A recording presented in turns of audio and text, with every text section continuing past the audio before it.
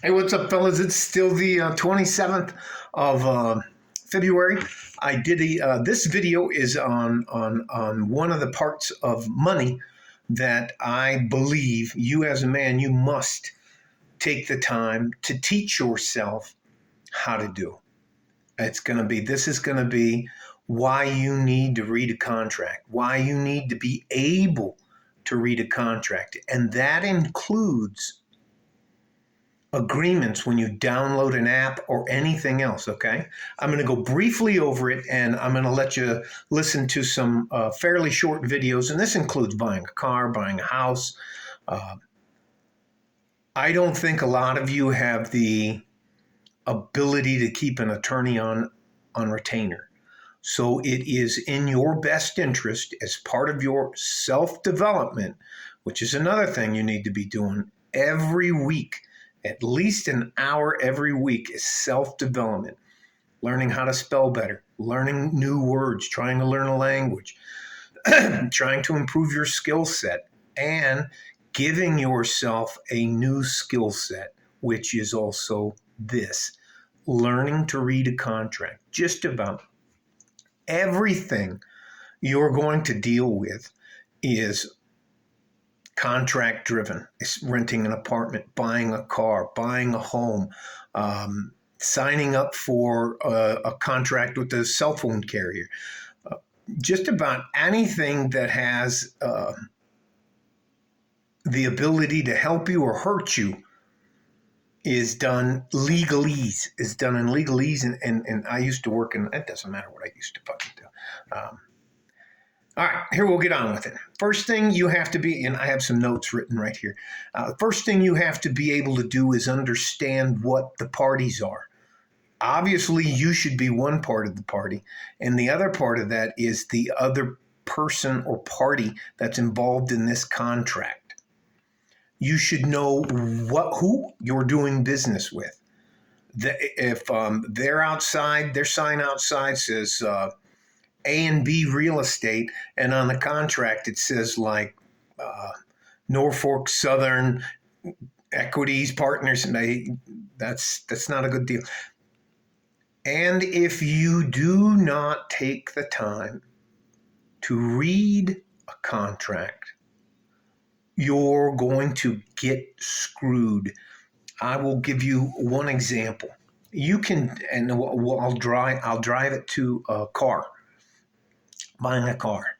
The highest grossing salesperson in any car dealership, which I call them fucking stealerships, is the F finance and insurance person, the F&I guy, F&I girl. They are absolute, in my opinion, financial terrorists.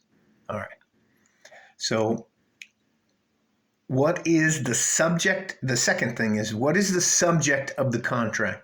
And what are the duties assigned to that contract? What am I responsible for, and what are they responsible for? Or what are you responsible for, and what are they responsible for?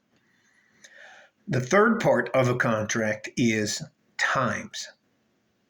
When are you supposed to make a payment? When are you supposed to receive a payment? When are you supposed to show them, when is the start date of the contract? When is the end date of the contract? Are there benchmarks along the way of when they're supposed to do something?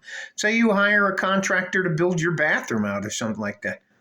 You have to have a contract, or they will take your money and fucking leave. All right? I know people that has happened to, but I'm very good with money. I'm very good with contracts. I'm very good with details. So, when are things supposed to happen, and what's the time frame? Let's say in 2 weeks we're going to start repairing your floor, and it should take about a month. And if that holds true, you pay. I never pay anybody more than half a contractor, and then on the completion, they'll get the other half of the money. If they don't ding anything up in the house, and I don't have to ding them for that. Anyways, number 4 on a contract are what are called the penalties. If you don't do something, if you're signing up to buy a car or house or something like that, all the penalties are going to be based on you The company's not going to shoot itself in the foot and go, you got us. So you need to be able to read that. You need to be able to understand that. And the last one is you should never, ever in your lifetime, ever, ever, ever, ever, ever sign any contract with any fucking blanks on it. Anything that's blank. If they have blanks on, they say, don't worry about it, we'll fill that in later. Get up and walk away. The most powerful tool you have when buying something or entering into a contract is to just get up and walk away. That's it. If they won't give you what you want, and especially when you're buying a car, there's a docking fee. You know what? I'll let the video describe it because I'll go on. I get very frustrated with people who use contracts to abuse good, average, hardworking men and women.